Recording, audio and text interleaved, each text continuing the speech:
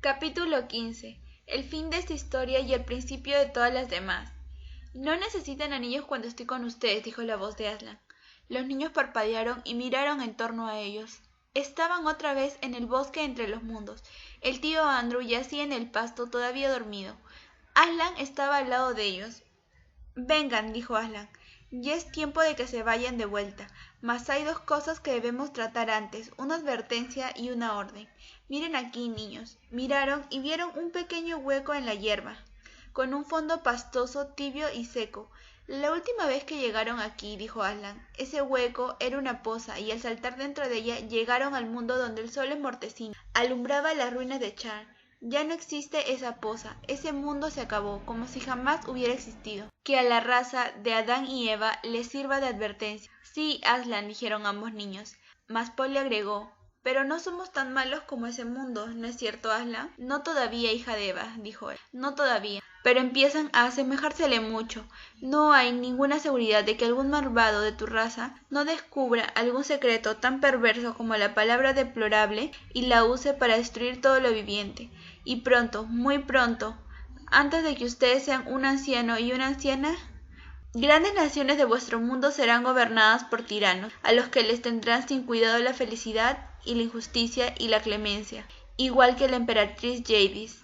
Que vuestro mundo tenga cuidado. Esa es la advertencia. Ahora, la orden.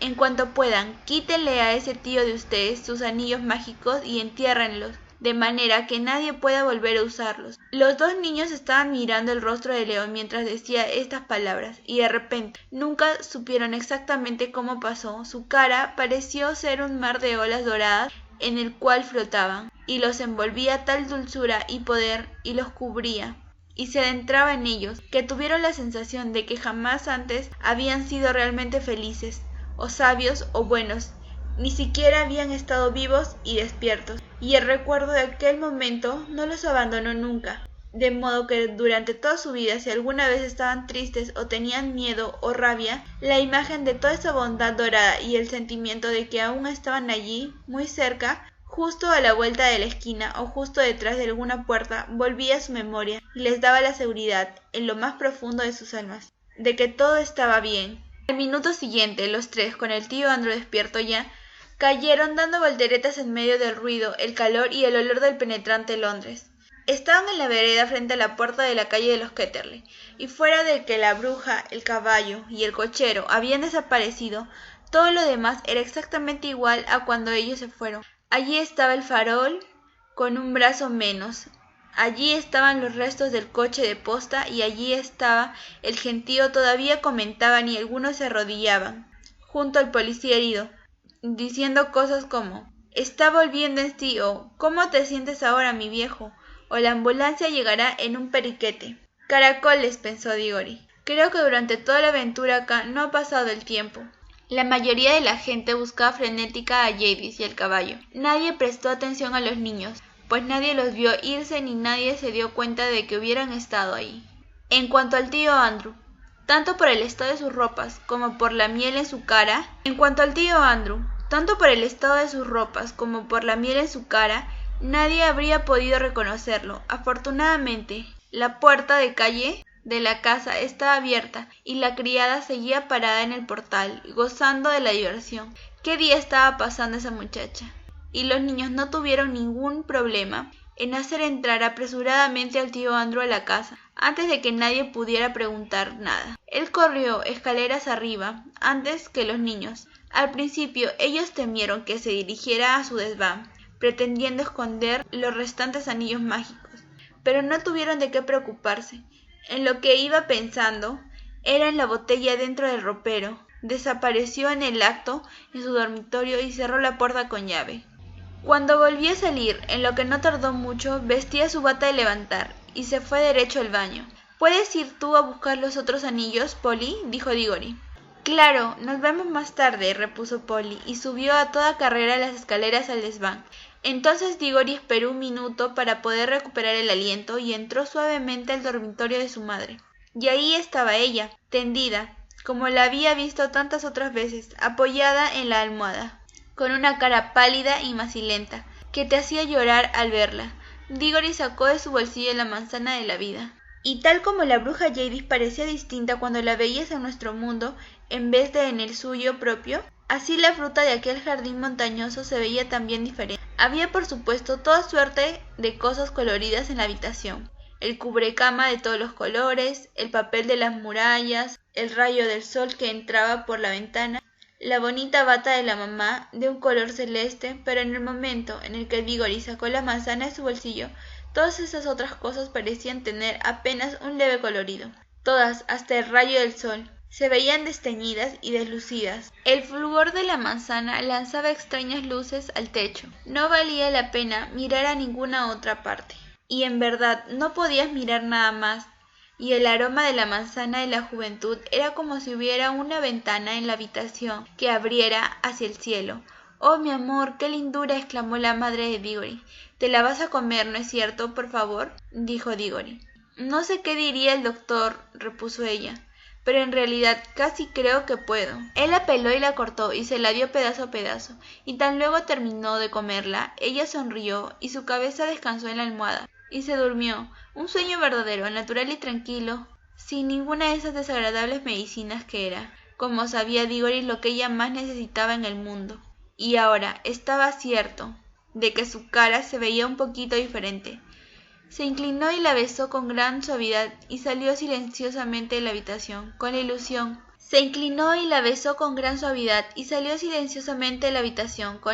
en su alma. Se llevó el corazón de la manzana durante todo el día. Cada vez que miraba las cosas que lo rodeaban y veía lo comunes y sin magia que eran, casi no se atrevía a tener esperanzas.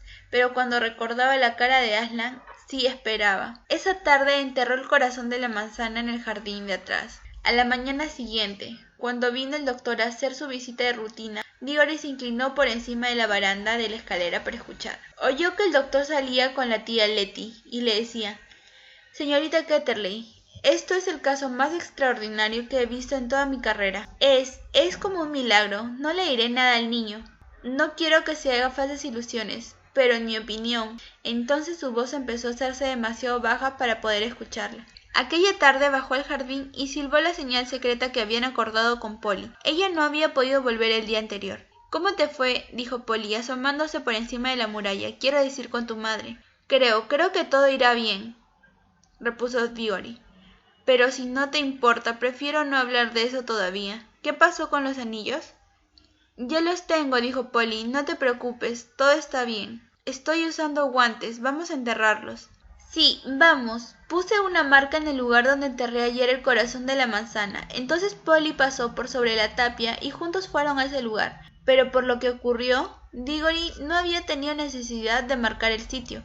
Algo estaba brotando ya. No crecía dejándote verlo crecer, como lo habían hecho los árboles nuevos en Narnia, pero ya asomaba bastante del suelo, como una paleta enterrada, todos los anillos mágicos en un círculo a su alrededor. Cerca de una semana después, se tuvo la seguridad de que la madre de Diggory estaba mejorando. 15 días más tarde ya estaba en condiciones de sentarse afuera en el jardín. Y un mes después la casa entera se había transformado en un lugar distinto. La tía Letty hacía todo lo que a su hermana le gustaba. Se abrieron las ventanas, se corrieron las sucias cortinas para dar más luz a las habitaciones. Había flores frescas por todas partes y cosas más agradables para comer. Y se afinó el viejo piano, y la mamá volvió a cantar otra vez, y jugaba tanto con Diggory y Polly que la tía Letty dijo: «Palabra, Mabel, que eres la más niña de los tres. Cuando las cosas van mal, verás que por lo general se descomponen durante cierto tiempo, pero cuando las cosas principian a ir bien, a menudo se van haciendo cada vez mejores». Luego de aproximadamente 6 meses de vida encantadora, llegó una larga carta del papá, desde la India, que traía maravillosas noticias. Había muerto el anciano tío Kirk, y esto significaba al parecer que él era ahora inmensamente rico. Iba a retirarse, y volvería de la India para siempre jamás, y la enorme casa de campo, de la que Diggory oyó hablar toda su vida y que jamás había visto, sería su hogar de ahora en adelante. La gran casa, con las armaduras, los establos, los caniles, el río, el parque, los invernaderos, los viñedos, los bosques y las montañas del fondo. Por eso Diggory se sentía absolutamente seguro, igual que tú, de que todos iban a vivir felices para siempre.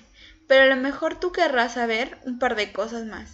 Polly y Diggory fueron siempre grandes amigos, y ella venía todas las vacaciones a quedarse con ellos en su preciosa casa de campo, y ahí aprendió a montar y a nadar, y a lechar vacas y a cocinar y a escalar. En Narnia las bestias vivieron en gran paz y alegría, y ni la bruja ni ningún otro enemigo vino a causar problemas en esa tierra agradable durante muchos años.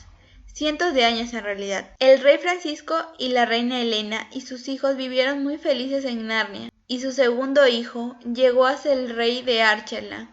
Los muchachos se casaron con las ninfas, y las muchachas se casaron con los dioses de los bosques y con los dioses de los ríos. El farol plantado por la bruja sin saberlo iluminaba día y noche la selva de Narnia, y el lugar donde se levantaban llegó a ser llamado el Páramo del Farol. Y cuando cientos de años más tarde otra niña de nuestro mundo llegó a Narnia en una noche de nevazón, encontró esa luz aún brillando, y esa aventura estaba de cierta manera conectada con la que les contaré recién. Fue así, el árbol que brotó de la manzana que Diggory plantó en el jardín de atrás vivió y creció hasta convertirse en un árbol magnífico, al parecer en el suelo de este mundo, alejado del sonido de la voz de Aslan y del aire joven de Narnia.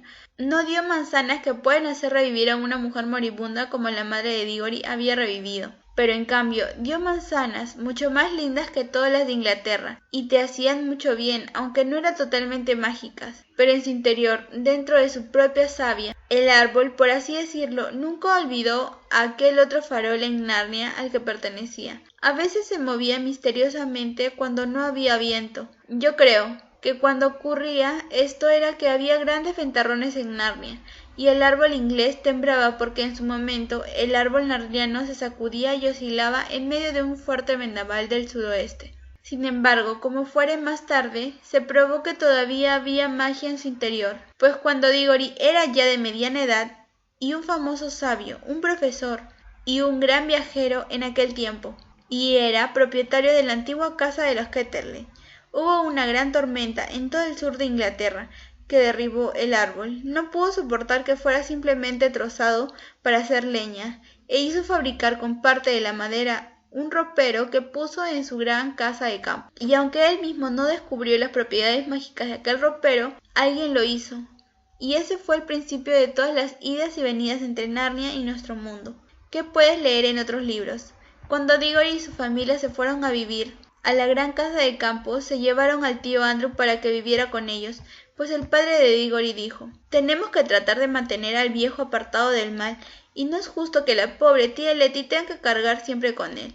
El tío Andrew no volvió nunca más a ensayar su magia en todo el resto de su vida. Había aprendido la lección, y en su vejez se puso más agradable y menos egoísta de lo que había sido antes. Pero siempre le gustaba llevar a las visitas al salón de billar para contarles historias acerca de la misteriosa dama, de gran familia real, extranjera, con quien había paseado por Londres. Tenía un carácter endemoniado, decía, pero era una mujer divina, señor, una mujer divina.